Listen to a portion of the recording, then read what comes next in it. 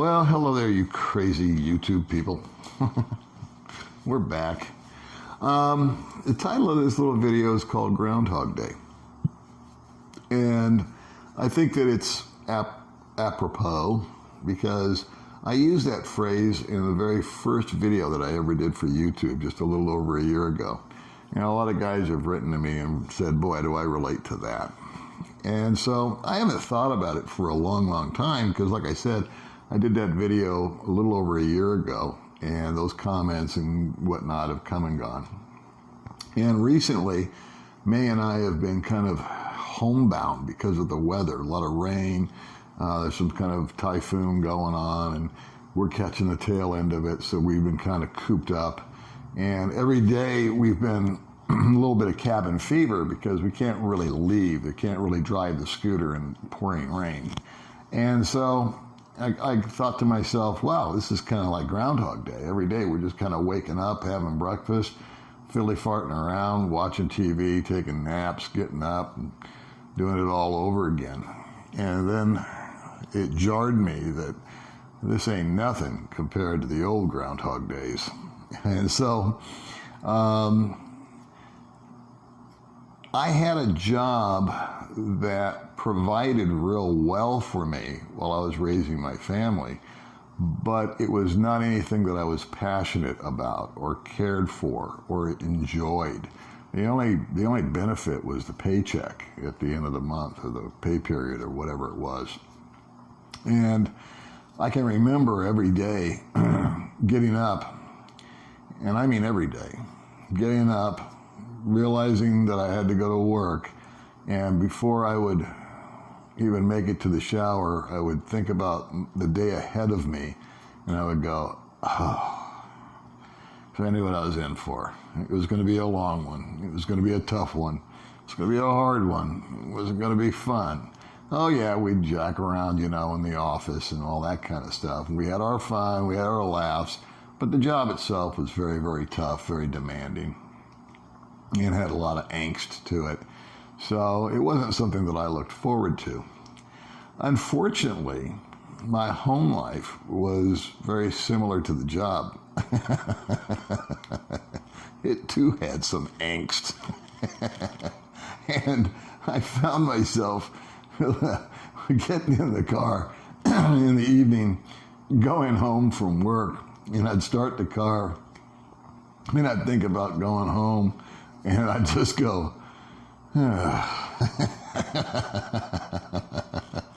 just uttered that before I left the house, and now I'm uttering the same little sigh of, oh boy, you know, I know what I'm in for here. The minute I walk in, the old lady's going to grab me before I get upstairs to change. She's going to, you know, need to download her day on me. Everything that went wrong. And the kids, they're going to be tugging on me and, you know, telling me about this or a problem with that or getting into a fight with his brother and blah, blah, blah, blah, blah. And then to add insult to injury, I developed a chronic condition in my neck in the late 90s, 98, 99, so 97, 98, I think, where I blew a disc in between my vertebrae and my neck. And then the pressure of that about a year later blew the disc below there. So I had 2 herniated discs in my neck. And any of you guys or gals that have lived with chronic pain know exactly what I'm talking about. And so Groundhog Day now got even more complicated because I would wake up when I could get to sleep, and sleep was a struggle with the pain. And I'm not complaining, I'm just telling you the way it is. There's good news at the end of all this, so hey, hang in there. I would wake up when I could get to sleep. I would wake up, and the first thing that hit me was the pain. It's like, oh, and it's just punishing, man. I mean, right here in the shoulder, there's just no relief, and it was just 24/7. And tried everything, from massage to this, to that, to the other. And finally, one doctor after another doctor. You start off with a chiropractor, you start off here, you start off there, you go to this guy, you go to that guy, acupuncture, acupressure, blah, blah, blah, blah, blah. And finally made my way up the medical food chain, and I had really crappy insurance. So that was always, that was another challenge we had to face amongst the other things.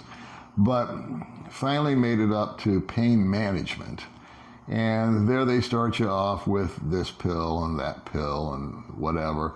And then after all the MRIs and all the diagnoses and everything else, got in with this guy.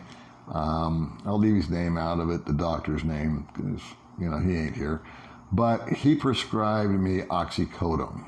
And that is the real strong morphine type of drug that you can take. And it was the first thing that I was able to take where it actually dulled the pain. And I feel really cheated because I never got high off of it. I'm proud to tell you that I was taking oxycodone way before it became fashionable. So I am a true pioneer. Anyway, this oxycodone was something that I took 3 times a day, and it would dull the pain about 50%. And but it also dulled me. It made me sleepy all day long. Not sleepy, it made me drowsy, kind of lethargic. So every day was just kind of like, now I don't want to go to work. Once I got to work, I didn't want to do the next deal. If I missed a pill, I would get all jicky, so I had to make sure that I always had my medication. That's a hassle, too. You got to have your medication with you. You got to make sure. One time I started off on a trip. I was an hour out of town taking the kids to Disneyland or something. Realized I hadn't packed my pain meds. We had to stop and turn around and drive an hour back home just to get those stupid things. So anyway, the turning point on the pain was the year 2000. Our insurance at work improved, changed to total companies. I was able to pay a couple $300 a month, I guess, whatever it was, to cover me and the family. And they had orthopedic, brain, and spinal surgeons on the list. And I'll spare you the details, but I got the inside track on who was the best guy to do the surgery for me.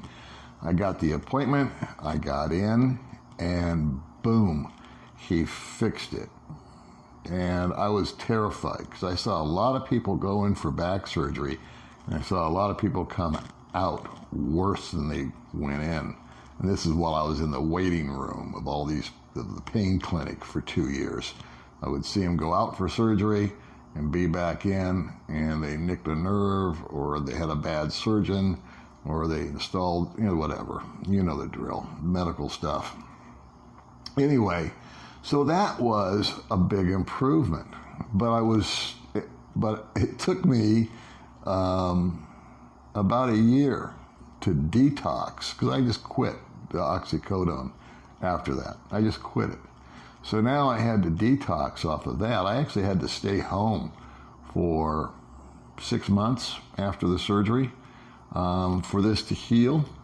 For this to heal, it took a month for my throat. They go through your throat to do this surgery, and they take out the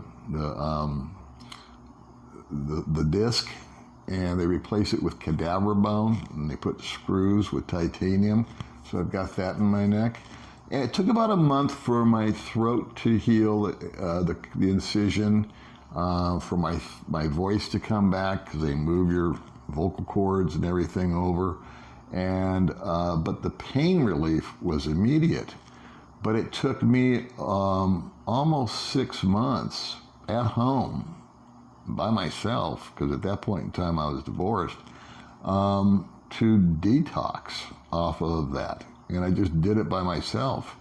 And that was a deep, dark depression coming off of that narcotic. And I'm glad to say it's 20 years or whatever in the past. And I don't think of it very often, but when I do, I think, man, oh man, That was brutal. And so now it's the year 2000. I'm happily divorced. The kids are still under the age of 18, so I'm still in their life. We're splitting the custody thing. We're doing all that. And I'm still going to the job. And it's like, I gotta go to the job. But at least when I went home, I didn't go, I went, oh, cool, I'm going home. I'm going home and it's going to be peaceful and it's going to be quiet. And there's no one's going to be trying to, like I said before, download their lousy day on me. Like I can do something about it. But the Groundhog Day, even though I was single, continued. I woke up, I went to work, I stopped off, I'd pick up some food, I'd go home, I'd eat my dinner, I'd turn on the TV, I'd watch that, I'd go to bed, I'd get up, and I'd do it all over again. And so tomorrow was just like today, and today was just like yesterday. It was just the same thing. What I had done, however, while I was recovering from the surgery, was I had gone online and I had I had taken a real estate course. And I didn't finish it during the 6 months because I was going through this hardcore detox thing. And I kept extending it until I started feeling better. And then, long story short, I completed the course. And then I went down and took the test, and I passed the test first time. Yay. And now I had this ability to go sell real estate. And about a year after I obtained that, I quit the job. And that was 2004, I quit the job, and I said, I'm going to go into real estate. I had saved up X amount of dollars, figured I needed at least 6 months worth of income to get started. And in 2004, 2005, I hung my license with a guy, I started a new career. I was working from home for the most part after I went through like some training and whatnot, because you can do that with real estate. And all of a sudden, no more Groundhog Day. It was like magical. I've got control. I don't have to drive anywhere.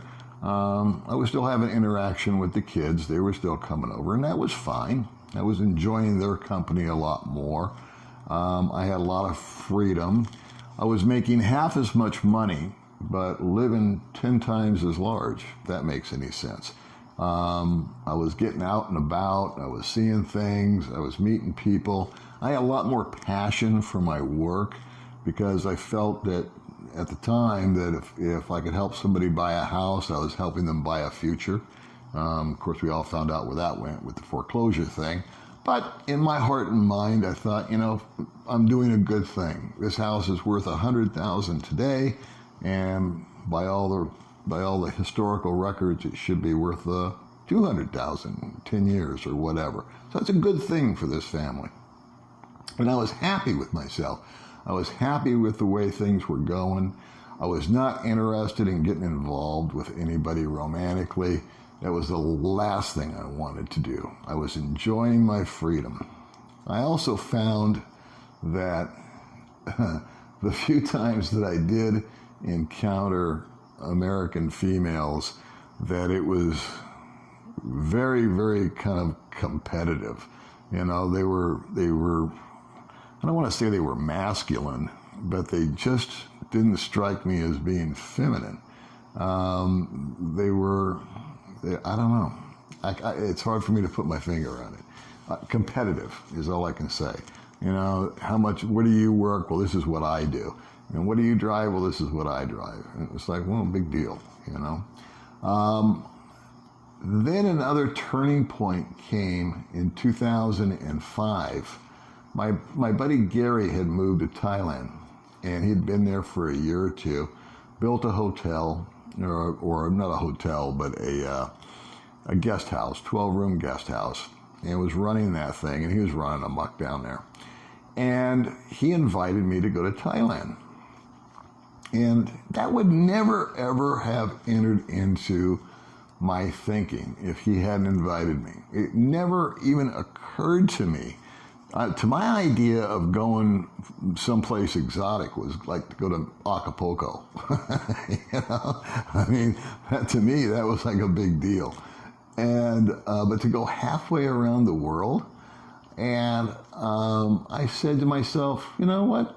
Yeah, what the hell? Why not? And I did my thing with the real estate. I was able to put my listings with other people. I booked my plane ticket for 2 weeks and went to Thailand, and my 2-week stay turned into 2 months. I was changed. One of my first recollections was we went to go get some food. I think it was the second day that I was there. And he says, you like duck? I said, I love duck. So he says, I got this place. So we went, and it's a little stall, and the lady's there hacking up the ducks that she's got hanging, you know, in the glass thing that hasn't been cleaned in 12 years. And she takes the duck and throws it down on a cutting board that, again, hasn't been wiped off since the day they opened. And there was a cat that was walking, you know, on the table within proximity of all the food, and she's whacking away at this thing and yammering and whatnot, and puts the whole thing in the bag. And I was looking at how unsanitary everything seemed to be. And didn't say much. I mean, I made some jokes with my friend about it. And during the 2 months that I was there, we ate at nice restaurants, and we also ate at a lot of food stalls, just like the one I described to you. And I'm proud to tell you, I never once got dysentery, never got sick, never had any ill effects. And the second thing that impacted me were the people. The people just were friendly. And I don't mean just because they were shopkeepers and you walked in and they were friendly to you because you were a customer. I'm talking about the man on the street, the woman on the street, the kid on the street. You'd walk by, if you caught each other's eye, you'd smile at them, and they'd smile back, or they'd smile at you first, or little kids would wave at you and kind of look at you because you're different, you know, you're a different skin color. And so I found that even though I wasn't in relationship mode still, I found that the females over there were, although shy, they were very different. They just had sort of like a calm about them, and sort of a joy about them, and there was a simplicity and a humbleness, and I found that to be so different from what I was accustomed to. Because 2 months later, I went back home, and all I could think about was how gentle and friendly, not just the women, but the whole society was in Thailand, and how angry and competitive and seemingly like always in some sort of snippy mood people in general were in the States. And just from overwork or overpressure or over advertising, I don't know. And the whole duck cutting, cat walking, cutting board experience made me realize how big a bill of goods I'd been sold by the advertisers. everything that I saw on TV, I realized was nothing but one big sales job. And how, no, you don't need to Lysol everything. Not everything needs to be bleached and disinfected. I think that if you're in a hospital and you're having surgery, by all means, you're going to need to have all that stuff steamed. Same thing with a dentist. You're going to need to have it steamed and clean, or else you're going to transmit diseases. But just as far as everyday life goes, how commercialized all of these companies had come into making us believe, or make me believe, how we needed to buy all these products that were going to do all these things that were going to make our lives better and healthier, when in fact it was the opposite. And so when I got back in 2005, that was the turning point for me. And unfortunately, I had to leave the real estate business because the whole housing market collapsed. The whole automobile industry collapsed during the recession. And so I took a $12 an hour job as a security guard, and for rich people, the ones that still had the money.